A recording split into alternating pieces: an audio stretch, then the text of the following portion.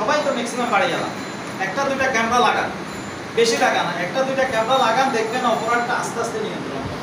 কারণ তখন যে লোকে হোক ও কিন্তু ভাই অপরাধ করতে একবার হলেও ভয় করতে হবে। আপনি এখন যে এতগুলো বেসিসে ছবি পাচ্ছি কোথেকে, এসব ক্যামেরা থেকে পাচ্ছি। আপনারা দয়া করে, আমি প্রয়োজনে আপনারা আপডেট যদি জানাইতে চান আগামী ইয়াতে মিটিংয়ে আমরা দেখি। আমার বিশেষ করে আমার এলাকাটা হচ্ছে শ্রমিক অধ্যুষিত এলাকা, ব্যবসায়িক প্রতিষ্ঠান কিন্তু অফিস নেই কারো, সবাই হচ্ছে ট্রাক, বাস, লরি এই টাইপের। আবাসিক এলাকার থেকে শ্রমিক অধ্যুষিত এবং বিশাল এলাকাটা আছে, কিন্তু এটা অন্ধকারচ্ছন্ন, পুরোটা মাঝিরঘাট টু রশিদ বিল্ডিং এবং আমার ইসলামী কলেজ থেকে সদরঘাটের মোড় পর্যন্ত সম্পূর্ণ কিন্তু রাতের বেলায় সড়ক পাতির অভাবে আছে। এই বিষয়গুলো আমরা আমাদের উদ্যোগ কর্তৃপক্ষের মাধ্যমে অবগত করা। আমরা 95% আমরা বাস্তবায়ন করতে পেরেছি। যেমন এজেন্ডা কিন্তু ছিল আমাদের কদমতলী, শিবপুর, 5 ট্রেন এবং 5 ট্রেনের সামনে, ওগুলো আমরা এখান থেকে যাওয়ার পরে ওদের এবং সর্বোপরি যে চমৎকার বক্তব্য দিলেন, আবারও ধন্যবাদ জানাচ্ছি। এর মধ্যে আজকের অনুষ্ঠানের বক্তব্য দেওয়ার জন্য আমি অনুরোধ করছি সিটিজেন ফোরামের সম্মানিত সভাপতি জনাব মোহাম্মদ সালাহ। সকলকে সিটি ফোরামকে আরো শক্তিশালী করা, সকলের ভূমিকা রাখবো।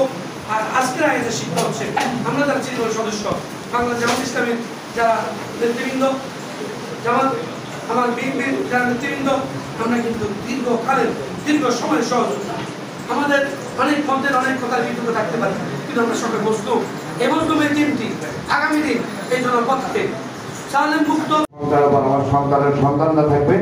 আমরা চাই সমাজটা সুন্দর হোক, মাদক মুক্ত হোক, সন্ত্রাসী মুক্ত হোক, সুন্দর একটা রাজনৈতিক মেসেজ দেওয়া হয়েছে এবং সবাইকে এই গ্রুপে যারা সংযুক্ত আছেন সবাই সিটিজেন ফোরামের থানা কমিটির সদস্য। আমরা তাদেরকে ইনভাইট করেছি, ওনাদের সাথে শুভাকাঙ্ক্ষী হিসেবে আমাদের 1-2 জনের মনে হয় চলে আসছে, এটা হলো বিষয়। আমরা সিটিজেন ফোরামের সম্মানিত নেতৃবৃন্দ, আসসালামু আলাইকুম।